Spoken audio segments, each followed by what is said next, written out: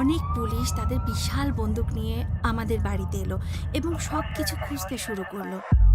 আমাদের জানালা থেকে যদি আমরা কোরআন পড়ছিলাম বা নামাজ পড়ছিলাম, তখন আমরা ঘুমানোর মতো অভিনয় করতাম।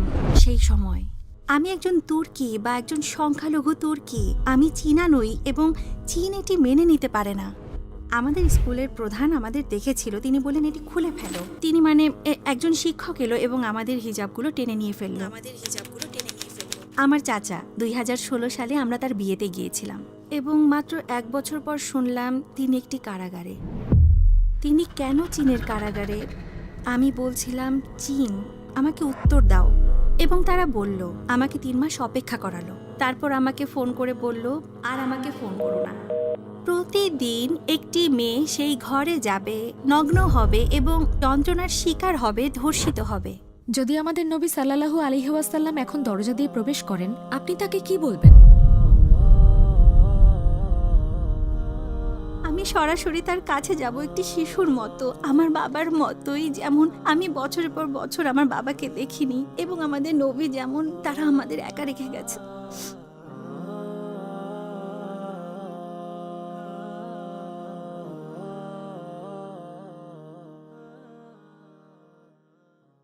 আসসালামু আলাইকুম বোন নাফিসা, আমাদের ইউটিউব চ্যানেলে স্বাগতম। ইটারনাল প্যাসেঞ্জারে আমরা আপনাকে আমাদের সাথে পেয়ে খুশি। আজ ইনশাল্লাহ আমরা আপনার গল্প নিয়ে কথা বলবো, আমাদের পূর্ব তুর্কিস্তানের বোনের গল্প।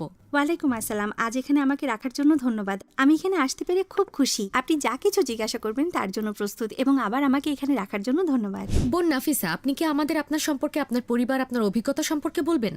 অবশ্যই। আমি পূর্ব তুর্কিস্তানের উরুমুকিতে জন্মগ্রহণ করেছি। আমি পূর্ব তুর্কিস্তানে 6ষ্ঠ শ্রেণী পর্যন্ত পড়াশোনা করেছি। এরপর 2015 সালে আমি আমার পরিবার নিয়ে তুরস্কে আসি। আমার অন্যান্য আত্মীয়, চাচাতো ভাই, দাদি, দাদা এবং বাকি সকলেই এখন পূর্ব তুর্কিস্তানে বসবাস করছে এবং আমি তাদের সম্পর্কে কোনো তথ্য পাই না। আমি এখানে পড়ালেখা শুরু করেছি এবং এখন আমি ইস্তাম্বুল বিশ্ববিদ্যালয়ে সাংবাদিকতা বিষয় নিয়ে পড়ছি। পরের বছর আমি স্নাতক হব ইনশাল্লাহ। সাংবাদিকতা বেছে নেওয়ার কারণ হলো আমার পরিবারের সম্পর্কে তথ্য পাওয়া। আপনি জানেন, পূর্ব তুর্কিস্তানে চীনা কমিউনিস্ট পার্টির কারণে গণহত্যা এবং দমন পীড়নের কারণে যখন আমি পূর্ব তুর্কিস্তানে ছিলাম, ইউটিউব, ইনস্টাগ্রাম, গুগল এবং সবকিছু নিষিদ্ধ ছিল। আমরা শুধু উইচ্যাট ব্যবহার করতে পারতাম, যাকে সম্ভবত চীনা হোয়াটসঅ্যাপ বলা হয়। এতে আমরা কথা বলতাম বন্ধু এবং পরিবারের সাথে। আমরা কখনো আমাদের বিশ্বের বাইরে, পূর্ব তুর্কিস্তানের বাইরে কোনো যোগাযোগ পাইনি। তো এখন আমরা সবাই উইচ্যাট ব্যবহার করি। আমরা এখানে এটি ব্যবহার করতে পারি, কিন্তু যদি আমাদের পরিবার আমাদের সাথে যোগাযোগ করে তাহলে তারা কনসেন্ট্রেশন ক্যাম্পে বা কারাগারে থাকবে। ওরা আপনাকে ফোন করার চেষ্টা করলে ওদের কি হবে? যেমন আমি বললাম, কিছু পুলিশ তাদের বাড়িতে আসবে এবং তারা তাদের ফোন চেক করবে। এছাড়াও রাস্তায় পুলিশ বা অন্য কেউ, আপনি জানেন সেনাবাহিনী যদি তারা চায় যে কোনো সময় রাস্তায় আপনার ফোন চেক করতে পারে।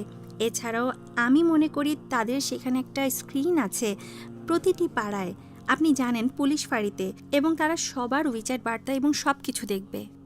তাহলে যদি এমন কিছু ঘটে তাহলে তারা আপনার বাড়িতে যাবে এবং বলবে আমার ফোন দাও, এবং তারা চেক করবে এবং তারপর তাদের ক্যাম্পে নিয়ে যাবে অথবা হয়তো প্রি ক্যাম্পে। এমন একজন ব্যক্তি যিনি কমিউনিস্ট ব্যবস্থার অধীনে চীনে 12 বছর বয়স থেকে বসবাস করেছেন, আপনি কি সংক্ষেপে বর্ণনা করতে পারেন অভিজ্ঞতাটা কেমন ছিল? আমি 9 বছর বয়সে হিজাব পরা শুরু করি। আমি এটি খুব খুশি হয়ে পড়তাম। আমি নিজে চাইতাম এটি, কেউ আমাকে জোর করেনি। এবং সেই সময় আমি অবশ্যই একটি স্কুলে ছিলাম। আমি মনে করি তখন আমি 4র্থ শ্রেণীতে ছিলাম এবং তখন অবশ্যই এটি সেখানে নিষিদ্ধ ছিল, হিজাব পরা নিষিদ্ধ ছিল। কিন্তু আমি আপনাকে আমাদের একটি গল্প বলবো। আমার শ্রেণীতে মেয়েরা হিজাব পরা শুরু করলো এবং লম্বা, আপনি জানেন, আবায়া বা এমন কাপড় পরতে লাগলো। সেখানে শুধু মেয়েরা ছিল। আমরা এটি পরবো এবং কেউ কিছু বলতে পারবে না। আমরা বললাম ঠিক আছে, চলুন করি। আমরা এ নিয়ে অনেক খুশি আর সাহসী ছিলাম এবং তারপর প্রতি সোমবার আমরা স্কুলের মাঠে যেতাম এবং তখন পতাকা উত্তোলন করা হতো এবং তখন আমরা মাঠে যেতাম এবং আমরা সারিবদ্ধ হতাম। আমার ক্লাসের সব মেয়েরা হিজাব পরেছিল এবং স্কুলের প্রধান আমাদের দেখলেন।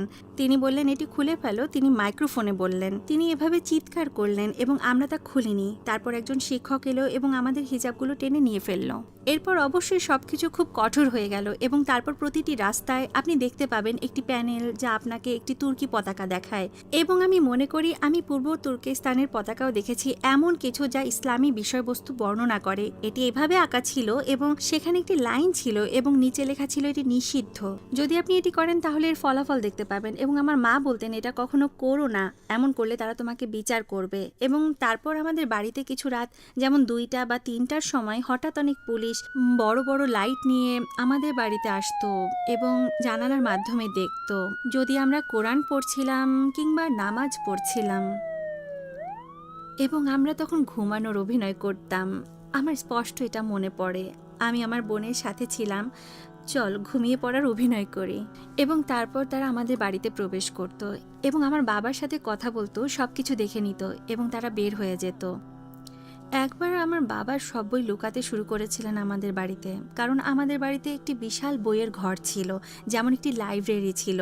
তিনি সব ইসলামিক বই তিনি সংগ্রহ করে আমাদের বেসমেন্টে লুকাতে শুরু করেছিলেন এবং তারপর আবার অনেকগুলো পুলিশ তাদের বিশাল বন্দুকটি আমাদের বাড়িতে এসেছিল এবং সব কিছু খুঁজতে শুরু করলো। এবং আমরা এত ভয় পেতাম যে যদি তারা আমাদের বাড়িতে একটি ক্যামেরা রাখে, এবং আমরা এত ভীত ছিলাম যে ইসলাম বা এরকম কিছু নিয়ে আমরা কথা বলতে ভয় পেতাম। হতে পারত যে এই ঘটনার পর তাদের 1 বা 2 জনই জেলে যেতে পারত, অথবা ফোনে উইচ্যাটে যদি আমরা কথা বলি আসসালামু আলাইকুমের মতো একটি ইমোজি আছে, তাই না? যদি আপনি এটি কাউকে পাঠান এবং তারা আপনাকে ধরতে পারে, যদি তারা আপনার স্ক্রিনে এটি দেখে, তাহলে তারা আপনাকে জেলে নিয়ে যাবে। আমাদের ভবনে অনেক মানুষেরই বাবা কারাগারে ছিল এবং তারা তাদের মায়ের সাথে কঠিন সময় কাটাচ্ছিল। আর চীনা লোকেরা কেমন ছিল? কোনো চীনা কি উইগুরদের সমর্থন করছে? আমি স্পষ্টভাবে বলতে পারি অনেকেই করছে, কিন্তু সেই সময় কোভিড-19-এর সময়, যখন সবেমাত্র কোভিড শেষ হয়েছিল এবং আবার চীনে শুরু হয়েছিল, এবং চীন পূর্ব তুর্কিস্তানকে পুরোপুরি বন্ধ করে দিয়েছিল এবং তারা এমনকি খাবার কেনার জন্যও বাইরে যেতে পারছিল না এবং মানুষ অনেকেই ক্ষুধার কারণে মারা যাচ্ছিল। যদিও তাদের কাছে টাকা ছিল, আপনি জানেন, তারা বাইরে যেতে পারছিল না। এবং তারপর চীন এমন কিছু প্রকাশ করলো, যদি আপনি বাইরে যান, যদি আমাদের অনুমতি না নিয়ে বাইরে যান এবং খাবার নেন, আপনি জেলে যাবেন। তারা সত্যি এটি ঘোষণা করেছিল এবং তারপর মানুষ ভিডিও পোস্ট করতে লাগলো যে তাদের মুখ কিছু তালা দিয়ে বন্ধ ছিল অথবা কিছু, আপনি জানেন, এরকম কিছু। তারা এই ধরনের ভিডিও এনে চীনা টিকটকে পোস্ট করছিল এবং তারপর 3 মাস পর মানুষ সত্যি সেখানে ক্ষুধার কারণে ভুগছিল। এবং উরুমুকিতে আমরা যাকে বলি, আপনি জানেন, বিগ বাজার, সেই ভবনে একটি বাড়িতে আগুন লাগতে শুরু করেছিল এবং তারা বাইরে যেতে পারছিল না, কারণ দরজাগুলো লোহা দিয়ে বন্ধ করা ছিল। তারা আগুনের কারণে বাইরে যেতে পারছিল না এবং তারা 911-এ ফোন করেছিল এবং তারপর তারা এসে পানি ঢাললো শুধু সেই বাড়ির সামনে। এটি চীনে ভাইরাল হয়ে গিয়েছিল এবং যারা চীনের বিরুদ্ধে, যারা এর বিরুদ্ধে চীন আমাদের সাথে যা করছে, তারা তাদের কণ্ঠ জোরালো করার চেষ্টা করেছিল এবং তারা সাদা কাগজের আন্দোলন শুরু করেছিল। এবং এছাড়াও চীন তাদের জেলে নিয়ে গিয়েছিল অথবা সেখানে তাদের হত্যা করেছিল বা অন্য কিছু ঘটেছিল। কিন্তু হ্যাঁ, তারা আমাদের সাহায্য করার চেষ্টা করেছিল, কিন্তু এখন সবকিছু আবার দমন করা হয়েছে। টুয়ার্ডস ইটারনিটি পরিবারের আপনার সাহায্য প্রয়োজন। আমরা একটা দাতব্য সংস্থা যারা পৃথিবী জুড়ে 10টি ভাষায় ইসলামের বার্তা পৌঁছে দিতে বদ্ধপরিকর। আপনার সহায়তায় আপনি মানুষকে ইসলামের পথে আসতে, হারাম ত্যাগ করতে, সালাত আদায় করতে, হিজাব পড়তে, কোরআন শেখা সহ নানা রকম সাহায্য করতে পারেন এবং এই সব নেক কাজের অংশীদার আপনিও হবেন ইনশাআল্লাহ। টুয়ার্ডস ইটারনিটিতে ডোনেট করুন এবং এই সুবর্ণ সুযোগ হারাবেন না। আপনার অভিজ্ঞতা করা সবচেয়ে বড় ক্ষতিগুলো কি ছিল এবং আপনি কিভাবে শক্তি খুঁজে পেলেন আপনার জীবন পুনর্গঠন করার? আমার জন্মস্থান ছেড়ে যাওয়া ছিল যা আমার অনুভব করার সবচেয়ে বড় ক্ষতি, এবং আমার জীবন পুনর্গঠন করা অবশ্যই আমার জন্য এতটা সহজ ছিল না। যখন আমরা ইস্তাম্বুলে আসি তখন এটি ছিল একটি সম্পূর্ণ অচেনা স্থান, সম্পূর্ণ অচেনা। অবশ্যই তুর্কি মানুষ খুব আন্তরিক, কিন্তু তারা এখানে সত্যিই অনেক কঠিন সময় কাটাচ্ছিল, কারণ এখন পর্যন্ত আমার উইঘুর বন্ধুদের সাথেও যখন আপনি মানুষের সাথে একই বিষয় শেয়ার করেন তাহলে এটি আপনার জন্য সহজ হয়ে যায়, আপনি জানেন। কারণ যখন আমরা আমাদের শৈশব এবং সবকিছু নিয়ে কথা বলি, আমাদের হৃদয় উষ্ণ হয়ে যায়। কিন্তু অবশ্যই আমরা কাঁদবো এবং সবকিছু ঘটবে, কারণ আমরা সবকিছু দেখেছি। যেমন সবকিছু একই ছিল কিন্তু তাদের জীবন সহজ ছিল, এবং হ্যাঁ, জীবন কোনো না কোনোভাবে চলতে থাকে। আপনি জানেন, যেমন আপনার অতীতে যা সবকিছু ঘটেছে। আমার সত্যি আমার দাদির কথা মনে পড়ে, আমার মেয়ে, এখানে আসো, তোমার চুল আঁচড়ে দিই। এমনকি সেটাও আমি যেমন তুরস্কে আসার পর এটি একমাত্র বিষয় যা আমি ভাবতাম, আমি কেন আমার চাচাতো ভাইদের সাথে ঝগড়া করেছিলাম যখন আমি পূর্ব তুর্কিস্তানে ছিলাম, যেমন কেন আমি করিনি যখন আমরা আমাদের সময় কাটাচ্ছিলাম, কেন খারাপ কিছু ঘটেছিল নাফিসা। তো তাদের ছাড়া এখানে জীবন সত্যিই কঠিন। আমার বন্ধুরা তাদের দাদি দাদার মৃত্যুর খবর পাচ্ছে, আমি সত্যি এটি জানতে চাই না এবং আমি এর জন্য খুব ভয় পাচ্ছি। কারণ আমার মা বাবা তাদের ফেলে এসেছেন আমাদের জন্য, যাতে আমরা আমাদের ধর্ম, আমাদের ভাষা এবং আমাদের ভবিষ্যৎ এখানে বিদেশে তুরস্কে পেতে পারি। এবং যদি তাদেরও এরকম কিছু থাকে, যেমন খবর যে তাদের মা বাবার তাদের সাথে কিছু ঘটেছে, তারা এটি সহ্য করতে পারবে না। যেমন অনেক উইঘুর এটি প্রত্যক্ষ করছে। আমি 3 দিন আগে আমার কিছু বন্ধুর বাড়িতে গিয়েছিলাম, তার কাছে খবর আসলো যে তার মা পূর্ব তুর্কিস্তানে ক্যান্সারে মারা গেছে এবং সে সম্পর্কে জানতো না, কারণ তার মা এত ভয় পেত যে তার সন্তানরা ফিরে যাবে পূর্ব তুর্কিস্তানে তার সাহায্য করার জন্য। কারণ তিনি জানতেন যে যদি তারা পূর্ব তুর্কিস্তানে ফিরে যায় তাহলে তারা জেলে যাবে অথবা তারা মারা যাবে। আপনি কি কল্পনা করতে পারেন যে আপনি 2024 সালে আপনার পরিবারের খোঁজ নিতে পারছেন না? আপনি কি আমাদের আপনার চাচার সম্পর্কে বলতে পারেন? আমার চাচা 28 বছর বয়সী ছিল এবং 2016 সালে আমরা তার বিয়েতে উরুমকিতে গিয়েছিলাম। আমরা খুব ভালো সময় কাটিয়েছিলাম আমাদের পরিবারের সাথে। আমার কাছে তাদের কিছু ছবি আছে এবং আমরা তার বিয়েতে সামিল হয়েছিলাম এবং তারপর আমরা তুরস্কে ফিরে আসলাম খুব কষ্টে এবং তারপর মাত্র 1 বছর পর আমরা শুনেছি তিনি জেলে। কেন?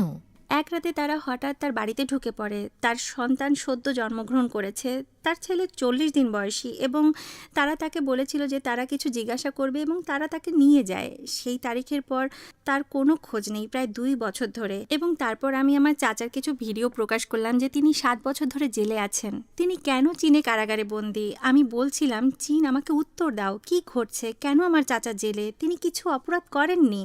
এবং তারা বলল তিনি যোগাযোগ করেছিলেন বিদেশে তাদের আত্মীয়দের সাথে, অর্থাৎ আমাদের সাথে। তিনি ইসলামিক কিছু শুনেছিলেন যা কোরআন বোঝায় অথবা সত্যি স্বাভাবিক কিছু।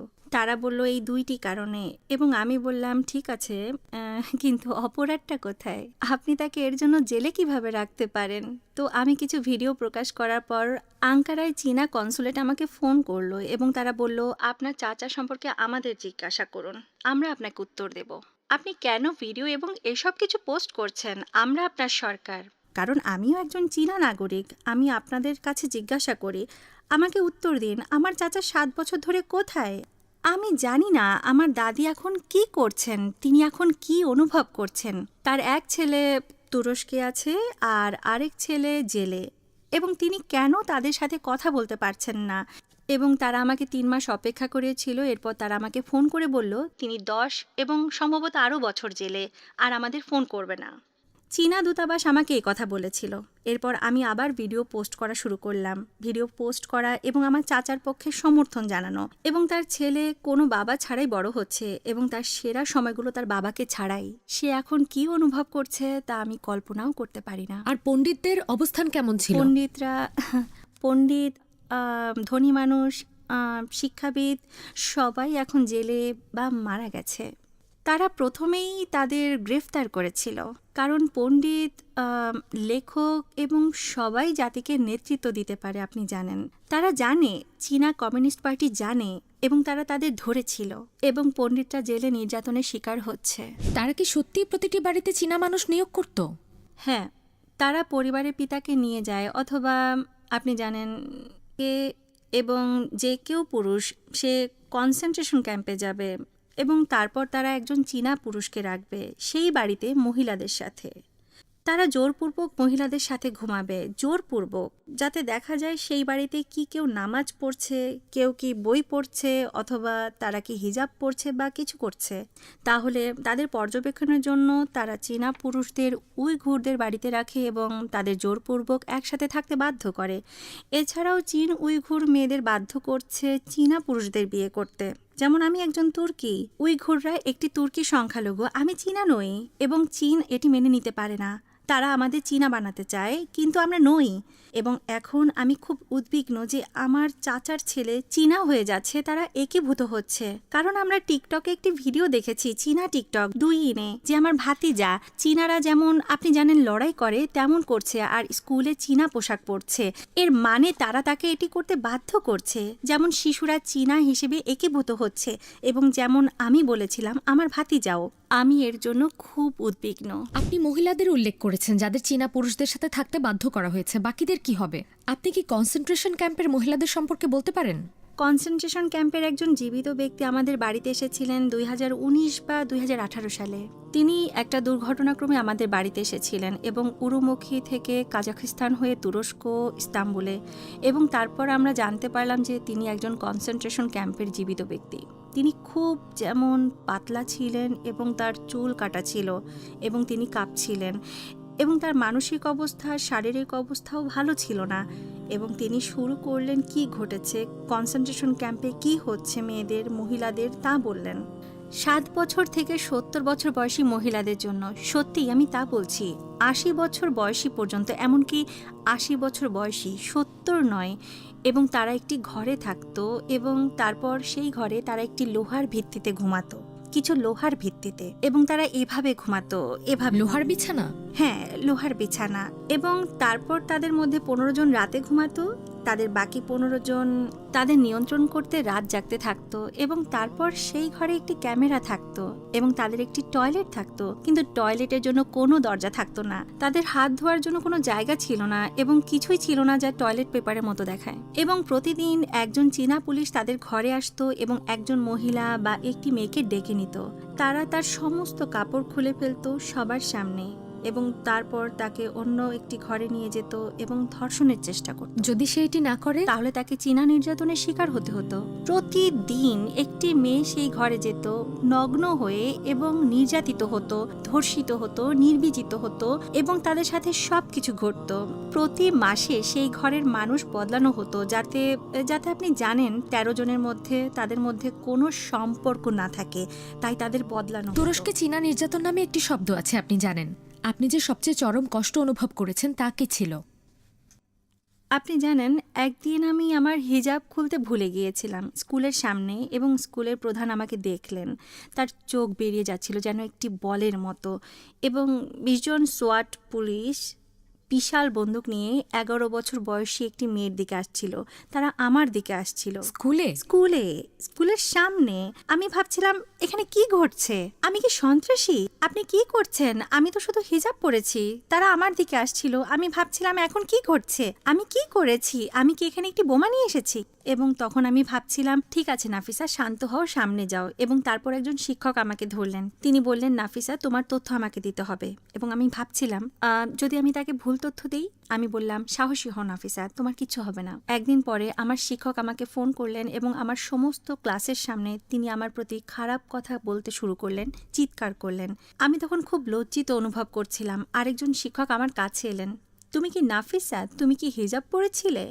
তোমার জন্য আমরা আমাদের বেতন পাইনি এবং আমরা শাস্তি পেয়েছি, এই স্কুল থেকে বেরিয়ে যাও। প্রতিটি শিক্ষক আমাকে এভাবে বলছিল এবং আমি তখন খুব অপমানিত অনুভব করছিলাম। এবং যখন আমি এটি আমার বাবা মাকে বললাম, তারা বললেন, আমরা যাচ্ছি, আমরা এখানে থাকছি না। এক রাতে আমার বাবা আমাদের ফোন করলেন। তিনি পূর্ব তুর্কিস্তানের বাইরে ছিলেন, তিনি একটি চীনা শহরে যাচ্ছিলেন। তিনি বললেন, আজ রাতে উরুমুকি থেকে বেরিয়ে যাও। এবং আমরা তখন আমার মায়ের সাথে ব্যাকপ্যাক করলাম এবং আমরা চীনের অন্য একটি শহরে গেলাম, চীনের আরেকটি শহর থেকে মালয়েশিয়া থেকে তুরস্কে, যাতে তারা জানতে না পারে যে আমরা তুরস্কে যাচ্ছি। যদি তারা এটা জানতে পারত, আমরা সেখানে জেলে যেতে পারতাম। সীমান্ত গেটে যদি তারা জানে যে আমরা তুরস্কে যাচ্ছি, তাহলে তারা আমাদের ধরে আবার কনসেন্ট্রেশন ক্যাম্পে নিয়ে যাবে। সেই সময় যখন আমরা তুরস্কে যাচ্ছিলাম, সীমান্তে তারা আমার মাকে একটি ঘরে নিয়ে গেল এবং তাকে জিজ্ঞাসাবাদ করলো। আমি তখন খুব ভয় পেয়েছিলাম। আমি ভাবছিলাম আমি তখন আমার মাকে হারাবো। আমি তখন মাত্র 12 বছর বয়সী ছিলাম এবং যদি তিনি ধরা পড়েন এবং জেলে যান, আমি একা সেখানে থাকব। আমি ভাবছিলাম যদি তিনি জেলে যান, যদি তার সাথে কিছু ঘটে। এবং তখন সীমান্ত ছিল উইঘুরদের জন্য সবচেয়ে ভয়ঙ্কর স্থান। আমার শৈশবে আমরা ভাবতাম এটা নয়, আপনি জানেন, আমরা পূর্ব তুর্কিস্তানের বাইরে যেতে পারি না। যদি আপনি বের হন আপনাকে কিছু ঝুঁকি নিতে হবে, এবং আমরা সেই ঝুঁকি নিয়েছিলাম। এবং চীনে তারা আপনার পাসপোর্ট চেক করবে না, তারা আপনাকে জিজ্ঞাসাবাদ করবে। এবং যখন তারা আমার জীবন সম্পর্কে কিছু জিজ্ঞাসা করলো, আমার স্কুল এবং তথ্য সম্পর্কে, আমি চীনা ভাষায় যা জানি সব কিছু ভুলে গিয়েছিলাম। আমি শুরু করলাম যেমন কিছু অসংলগ্ন কথা। আমি তাদের বলা কিছুই বুঝতে পারছিলাম না। কিন্তু আমি প্রথম শ্রেণী থেকে চীনা শিখেছি, আপনি জানেন। অবশ্যই আমি চীনা জানি, কিন্তু আমি কিছুই বুঝতে পারছিলাম না। আমি যেন এর সম্পর্কে কিছুই বুঝতে পারছিলাম না, কারণ সেই উদ্বেগের জন্য, সেই ভয়ের জন্য, আপনি জানেন। আলহামদুলিল্লাহ আমরা এটি পার করেছি এবং তুরস্কে এসেছি। আপনি কি এমন কোনো চরম নির্যাতনের ঘটনা শুনেছেন বা প্রত্যক্ষ করেছেন? আমি এটি ব্যক্তির কাছ থেকে প্রত্যক্ষভাবে শুনেছি। তিনি আমার খুব কাছের। তারা তুরস্কে এসেছিল এইভাবে যে তার পরিবার তার বাবাকে ছাড়া, শুধু মেয়েরা, তার মা এবং বোনেরা, তারা তুরস্কে এসেছিল। এবং তার বাবা বলেছিলেন, আমি 1 মাসের মধ্যে তোমাদের সাথে আসব, আমি আমার পাসপোর্ট এবং সব কিছু নেব, এখানে অনেক কাজ করতে হবে। এবং তারা বলল ঠিক আছে। তারা অপেক্ষা করছিল তাদের বাবার জন্য। এবং হঠাৎ তাকে কনসেন্ট্রেশন ক্যাম্পে পাঠানো হয়। অবশ্যই তার পরিবার তুরস্কে চলে গেল, তার অপরাধ ছিল এটাই। এবং তাকে জেলে বা ক্যাম্পে পাঠানো হয়েছিল এবং তারা তার সম্পর্কে কোনো তথ্য পায়নি 4 বছর বা 6 বছর ধরে, যেমনটা মনে পড়ে। এবং তারপর যখন তিনি জেল থেকে বের হলেন, 1 সপ্তাহ পরে তিনি মারা গেলেন। তাহলে কল্পনা করুন সেই জেলে কি নির্যাতন হয়েছে। আমি সত্যিই কোনো উল্লেখযোগ্য নির্যাতন বলতে পারি না, কারণ আমি এটি অনুভব করিনি, যেমন আমি বলেছি। কিন্তু এ নিয়ে ভাবুন, তিনি 1 সপ্তাহ পরে মারা গেলেন এবং তারা এটি 2 বছর পরে জানতে পারলো। তো তিনি শাহাদা নিয়েছিলেন ইনশাল্লাহ। কিন্তু ভাবুন, আপনি এখানে আছেন, আপনি আপনার বাবার জন্য অপেক্ষা করছেন এবং হঠাৎ আপনার বাবা, আপনি শুনলেন যে আপনার বাবা মারা গেছে এবং আপনি তো বাবাহীন, আপনি জানেন। আপনি কি পদক্ষেপ নিয়েছেন তুরস্কে জীবনযাপনের জন্য এবং আপনি কি বাধার মুখোমুখি হয়েছেন? যখন আমি এখানে লোকদের দেখি, আপনি জানেন, পার্কে বা সমুদ্রের তীরে লোকেরা পিকনিক করছে এবং আপনি জানেন তাদের সমস্ত পরিবারের সাথে, এবং যেমন আমরা আমাদের পরিবারের সাথে থাকতে পারতাম এবং তাদের সবার সাথে এখানে, যেমন একটা টেবিলের সামনে, আপনি জানেন, একটি টেবিলের সামনে এভাবে। এবং চীন আমাদের থেকে তা কেড়ে নিয়েছে। আমাদের মৌলিক মানবাধিকার দমন করা হচ্ছে। আর কোনো উইগুর কি অন্য কোনো দেশে গেছে আর তারা কি এখনো নির্যাতিত হচ্ছে? ওই দেশের লোকদের দ্বারা নয়, কিন্তু চীনা এজেন্ট এবং চীনা লোকদের দ্বারা। কারণ যেমনটা বললাম, একটি কনসেন্ট্রেশন ক্যাম্পের জীবিত ব্যক্তি, তিনি ইস্তাম্বুলে বাস করতেন এবং চীনা এজেন্টরা সবসময় তার পেছনে থাকতো এবং তারা তাকে হুমকি দিত। তিনি ফ্রান্সে, প্যারিসে গিয়েছিলেন এবং তারপর সরকার তাকে রক্ষা করছিল। কিন্তু এখনও যেমন তার বাড়ির চারপাশে চীনা এজেন্টদের ভিড় ছিল, চীনা লোকেরা তাকে হুমকি দিতে বা হত্যা করার জন্যে। এছাড়াও তুরস্কে 2 বা 3 জন যুবক আমি জানি তাদের গুলি করা হয়েছে। তিনি তাদের জন্য একটি হুমকি? হ্যাঁ, এখন আমি এখানে বলছি আমার চাচা, আমার দেশ সম্পর্কে, এটি সত্যিই আমার মানুষের উপর প্রভাব ফেলবে। এছাড়াও যদি আপনি উইগুরদের সম্পর্কে আপনার আত্মীয়, পরিবার বা স্ক্রিনে অথবা আপনার ইনস্টাগ্রামে বা ইউটিউবে কথা বলেন, এটি আমার মানুষের উপর প্রভাব ফেলছে। এবং যদি আমার চাচার কিছু হয়, তাহলে চীনের মর্যাদা ধ্বংস হয়ে যাবে, তার আসল চেহারা প্রকাশ্যে এসে যাবে এবং বিশ্ব এটি দেখবে। কারণ অনেক লোক আছে যারা চীনা অপপ্রচারের মধ্যে পড়ে গেছে। যখন আমি আমার সামাজিক মিডিয়ায় কিছু পোস্ট করি এবং আমার চাচা সম্পর্কে কথা বলি, কেউ সেখানে মন্তব্য করবে, তুমি মিথ্যা বলছো, চীন এমন কিছু করছে না এবং মানুষ সেখানে সুখে বাস করছে। আপনি কি আমাকে এটি বলছেন? আমার আত্মীয় এবং সবাই পূর্ব তুর্কিস্তানে আছে, আমি তাদের সাথে যোগাযোগ করতে পারি না। আমার চাচা জেলে এবং আপনি বলছেন আমার মানুষ সুখে আছে। যখন আপনি আমাদের সম্পর্কে কথা বলেন, যখন আপনি উইগুরদের সম্পর্কে কথা বলেন, এটি বিশাল পার্থক্য তৈরি করে। যেমন আমার কিছু মানুষ কি সেই ক্যাম্প থেকে বেঁচে ফিরবে? অথবা যদি তারা কোথাও থেকে এটি দেখে হঠাৎ, তাহলে তারা অন্তত অনুভব করবে ঠিক আছে, বিশ্ব আমাদের ভুলে যায়নি, তারা আমাদের জানে। তাহলে এটি বিশাল পার্থক্য তৈরি করে। দয়া করে আমার মানুষের সম্পর্কে কথা বলা বন্ধ করবেন না। উইগুরদের সম্পর্কে বলুন, পূর্ব তুর্কিস্তানের সম্পর্কে বলুন। আপনি কি বলবেন এমন কাউকে যিনি হিজাব ছেড়ে দেওয়ার চিন্তা করছেন? পূর্ব তুর্কিস্তান বা প্যালেস্টাইনে হিজাব পরা তাদের জীবনের মূল্য, তাদের যৌবনের মূল্য। পূর্ব তুর্কিস্তানে, যেমন আমি আপনাকে আগে বলেছি, যদি আমি সেখানে থাকতাম, আমি জেলে থাকতাম শুধু সেই হিজাব পরার জন্য। এটি সাধারণ কিছু নয়, আমি এটি ছেড়ে দিতে পারি না, আপনি জানেন। এবং এটি আমাদের জন্য খুব মূল্যবান। এটি আমাদের জীবনের লক্ষ্য, এমন জীবনযাপন করা। তাহলে যদি আপনি এটি করার কথা ভাবছেন, দয়া করে এটি পড়া কারোর জীবনের মূল্যের সমান, আপনি জানেন। কারণ হিজাব আপনাকে রক্ষা করে, এটি দমন নয়। আপনার ভবিষ্যতের জন্য আপনার কি আশা এবং স্বপ্ন, ব্যক্তিগতভাবে এবং আপনার সম্প্রদায়ের জন্য? আমার একক এবং একটি স্বপ্ন হলো মুক্ত পূর্ব তুর্কিস্তান। আপনি জানেন, আমি জানি না কি পরিবর্তন হবে, কিভাবে জিনিসগুলি পরিবর্তিত হবে, কিন্তু সেই দেশে যাওয়া, আমার দেশে যাওয়া, আমার মানুষদের দেখা, এমনকি আমার মানুষের মুখ দেখা যে মানুষরা কথা বলছে উইঘুর ভাষায়, মানুষরা যেমন চিৎকার করছে, এখানে আসো, তুমি পারো, তুমি এই দামে এটি কিনতে পারো, হ্যাঁ, আলিঙ্গন করছে। যদি তা না ঘটে, আমি হব সেই বিশ্বের সবচেয়ে শক্তিশালী সাংবাদিক, কারণ সেখানে অনেক সাংবাদিক আছে যারা সেই বিশ্বকে পরিবর্তন করেছে। আমি জানি এবং আমিও তাদের একজন হতে পারি, কেন নয়? এবং আমি একজন মুসলিম উইঘুর হিজাবি মেয়ে, কিন্তু কেন নয়? আমি কথা বলতে পারি, আমি নিজেকে প্রকাশ করতে পারি, এবং আমাকে আমার মানুষকে সমর্থন করতে হবে, আমাকে শীর্ষে যেতে হবে এবং আমার মানুষের কথা বলতে হবে। আমার চাচাকে সেই চীনা জেল থেকে মুক্ত করতে হবে এবং তারপর আমার ভবিষ্যৎ, আমার স্বপ্নগুলি এটাই, এছাড়া কিছু নয়। আর হয়তো একটি ভালো পরিবার পাওয়া, একটি ছোট পরিবার, একটি সুখী পরিবার, এমন কাউকে পাওয়া যে আমার যাত্রায় আমাকে সমর্থন করবে, এবং সবচেয়ে শক্তিশালী সাংবাদিক হওয়া, অথবা বিশ্বের সবচেয়ে শক্তিশালী মেয়ে নারী হওয়া, এবং আমার মানুষের কণ্ঠস্বর বিশ্বের কাছে পৌঁছে দেওয়া, ইনশাল্লাহ। আপনি এমন কাউকে কি বার্তা দিতে চান যিনি একই পরিস্থিতিতে আছেন, গাজা এবং অনেক অন্যান্য স্থানে? আমরা একা নই, আল্লাহ আমাদের সাথে আছেন। হ্যাঁ, আমরা সংগ্রাম করছি এবং বিশ্বটি দেখছে, কিন্তু এমন কিছু আছে যা আমরা মোকাবেলা করতে পারি।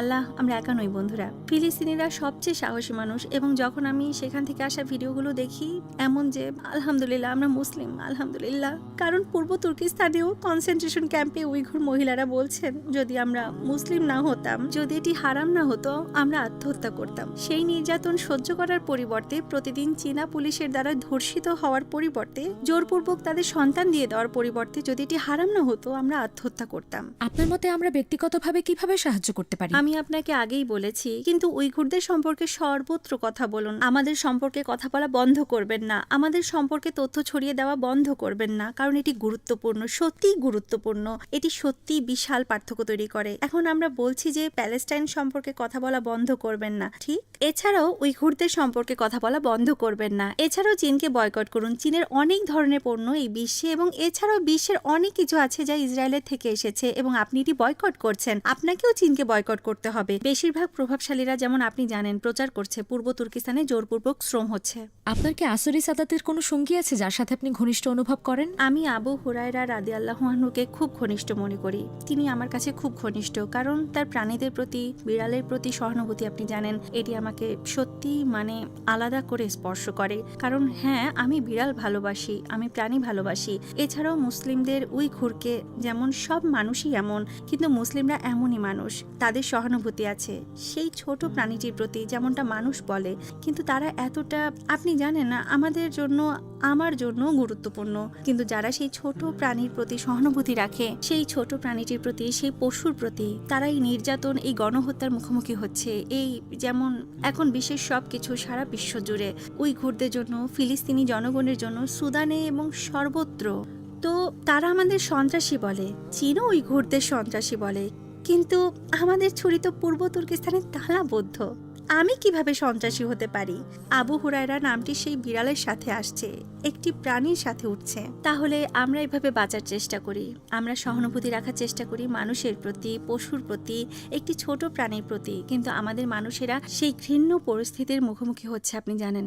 যদি আমাদের নবী সাল্লাল্লাহু আলাইহি ওয়াসাল্লাম এখন দরজা দিয়ে প্রবেশ করেন, আপনি তার সাথে কি বলতে চান? এটি একটি খুব অদ্ভুত অনুভূতি, কিন্তু আমি সরাসরি তার কাছে যাব, একটি শিশুর মতো, আমার বাবার মতো। যেমন আমি বছরের পর বছর আমার বাবাকে দেখিনি, এবং আমাদের নবী, তারা আমাদের একা রেখে গেছেন। আমাদের মানুষ সেই সংগ্রামে আছে। আমি জানি যদি আপনি এখানে থাকতেন এই সময়ে, এটি আমাদের জন্য সত্যিই ভিন্ন হতো, কিন্তু আমরা জানি যে আপনি এবং আল্লাহ আমাদের দেখছেন, যে আমরা সংগ্রাম করছি। আমি আশা করি আমরা আপনার শাফা পাওয়ার যোগ্য পুনরুত্থানের দিন, এবং আমি আশা করি আপনি সব সময় এখানে ছিলেন। আমি জানি যে আপনি এবং আপনার সাহাবাদের সংগ্রাম এবং অভিজ্ঞতা আমাদের সাথে তুলনীয় নয়, কিন্তু এটি কঠিন। আমার মানুষের এই পরিস্থিতি দেখা কঠিন, মানুষরা এই সংগ্রামে আছে, এটি কঠিন। এখানে মুক্তভাবে পানি পান করা কঠিন, সত্যি। তো ইনশাল্লাহ আমরা আপনার সাফা পাওয়ার যোগ্য হব ইনশাল্লাহ। আমিন। আল্লাহ আপনাকে তার সাথে জান্নাতে একত্রিত করুন। আজ এখানে আমাকে রাখার জন্য ধন্যবাদ। এটি আমাদের জন্য সত্যিই অনেক মূল্যবান, আমার জন্য, আমার মানুষের জন্য, আমার সম্প্রদায়ের জন্য। এখানে আমরাও আপনাকে আমাদের মাঝে পেয়ে খুব খুশি। আমরা আপনার সংগ্রামটি বিশ্বের কাছে পৌঁছে দিতে চাই ইনশাল্লাহ। ইনশাল্লাহ।